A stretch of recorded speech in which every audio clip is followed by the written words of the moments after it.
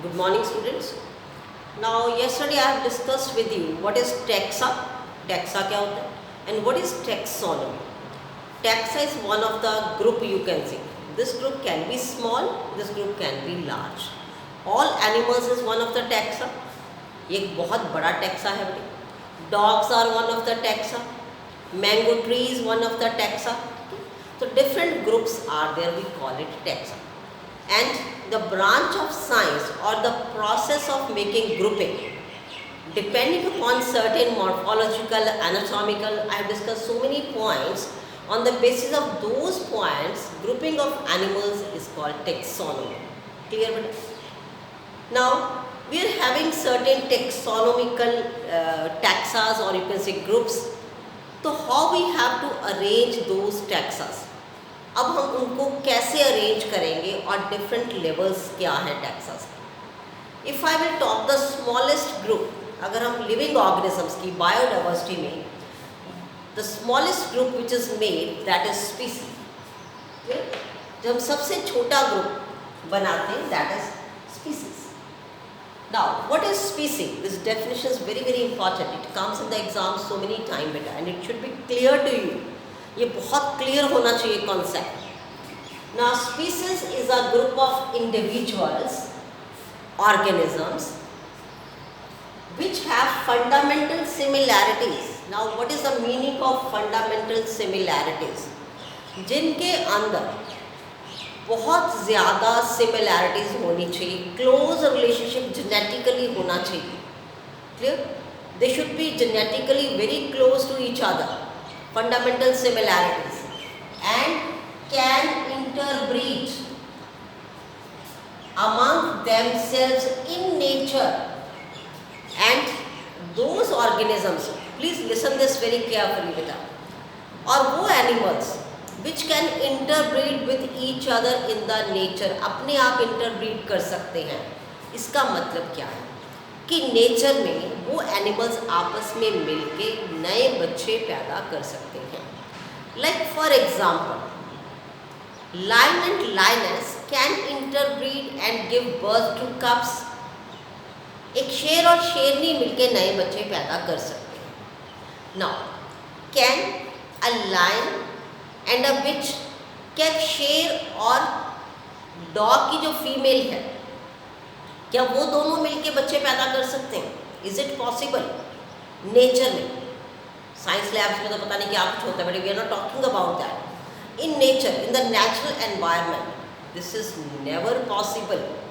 एक शेर और एक डॉग कभी भी मिलके बच्चे पैदा नहीं कर सकते. तो व्हाट डज इट मीन? इसका मतलब क्या हुआ? शेर और डॉग ये दोनों एक स्पीसीज के मेंबर नहीं हैं. क्लियर?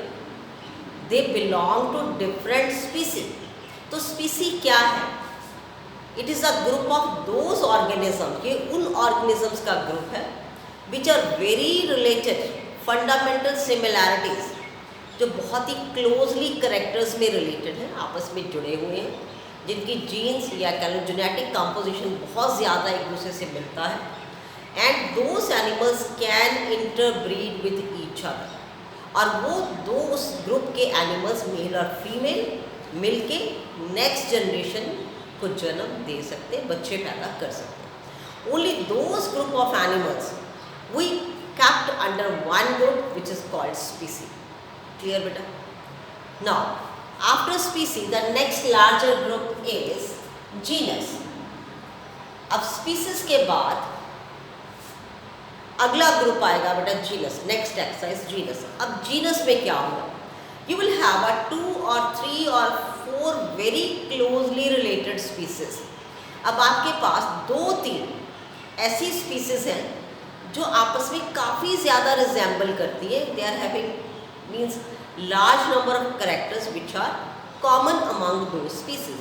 बहुत सारे करेक्टर्स हैं जो उन 2-3 स्पीसीज में कॉमन है.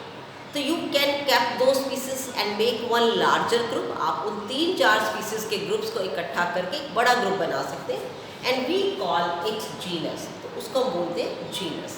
क्लियर बेटा? So group of related species is called genus. Now similarly we want to make next larger group, अब हमने इससे भी बड़ा ग्रुप बनाना, तो दैट इज फैमिली। तो थर्ड नंबर पे आएगी family. Now what is family? Again the same thing, you will have a group of related genus. ऐसे आप 3-4 जो जेनरिक्स होंगे या जीनस होंगे which are having very similar features, जो काफ़ी आपस में रिजेंबल करेंगे।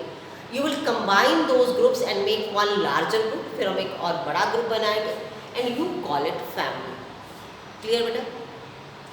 Then same way related families, group of related families, ऐसी जो फैमिलीज आपस में मिलती होंगी, we will make one larger group and we call it order, उसको ऑर्डर बोलेंगे। ठीक है? तो next related orders will combine and form the class, फिर उससे एक और बड़ा ग्रुप बनेगा class. Then similarly related classes, ऐसी जो मिलती जुलती क्लासेस होंगी, हम उनको बना के मिला के एक बड़ा ग्रुप बनाएंगे and we call it phylums, फिर हम बनाएंगे एक फाइलम। तो सारे फाइलम्स को मिला के हम एक और बड़ा ग्रुप बनाएंगे विच इज कॉल्ड किंगडम। जैसे किंगडम प्लांटी, जिसमें सारे प्लांट्स आते हैं, किंगडम एनिमेलिया, जिसमें सारे एनिमल्स आते हैं, राइट? तो देर आर बेसिकली, अगर हम किंगडम्स की बात करें तो ये बहुत बड़े ग्रुप्स हैं। क्लियर? तो I have just tell you कि कैसे हम छोटे ग्रुप से बड़े ग्रुप्स बनाएंगे। उल्टा भी हो सकता है बेटे कि कैसे हम बड़े ग्रुप से छोटे ग्रुप्स बनाएंगे। Now in your NCERT book, if you will open the page number 10, in 10 page number there is a hierarchy, taxonomical category की एक हायरार्ची है बेटे, एक सीक्वेंस है। In that if you will find, तो उन्होंने स्पीसीज को एरो लगा के, ठीक है, स्पीसीज, जीनस, जीनस को मिला के बनाया फैमिली, फैमिलीज को मिला के order, then class, then phylum, then kingdom. तो this way they have arranged. Clear? तो you can make it opposite if you go from small to larger group. अगर हम, जैसे मैंने अभी करवाया कि स्पीसीज को मिला के आपने जीनस बनाया, जीनस को मिला के, तो we call it ascending order. इस ऑर्डर को क्या कहते हैं बेटे? Ascending order. Clear? It is ascending order. If will do opposite, जैसे किंगडम, ठीक है, पहले हमने किंगडम लिया, अब किंगडम में जो कैरेक्टर्स नहीं मिलते उनको हमने सेपरेट कर दिया, तो this way we can go opposite, kingdom से फाइलम, फिर फाइलम से you can go to class, class से ऑर्डर, ऑर्डर से family, then genus, then species, and it is called descending order. What do you call it? Descending. तो some time in the paper the question is just confusing, उल्टा डाल देते हैं आपको confuse करने के लिए। Write the ascending order, book में आपका असेंडिंग ऑर्डर है, may be in the paper write the descending order, nothing is there, बस आपको सिर्फ एरो को उल्टा करना है। Sequence will remain same, you can't break this sequence, आप इसको नहीं तोड़ सकते। तो you will learn like this. आप कोई भी एक राइमिंग वर्ड बना लीजिए, कोई पोएम बना लीजिए, है ना। हम लोगों ने एक बड़ी फनी पोएम बनाई थी एक बार बच्चों से मिलके, विच इज़ वेरी इंटरेस्टिंग, है ना। एक बड़ा फन सा था, कल पठे चक दियो पढ़ी गई सी। So this is just a fun, always study with fun, ठीक है। पढ़ाई को आप फन करके पढ़ोगे तो बहुत मज़ा आता है। You can make your own lines, ये एक शरारती से बच्चे ने बनाई थी।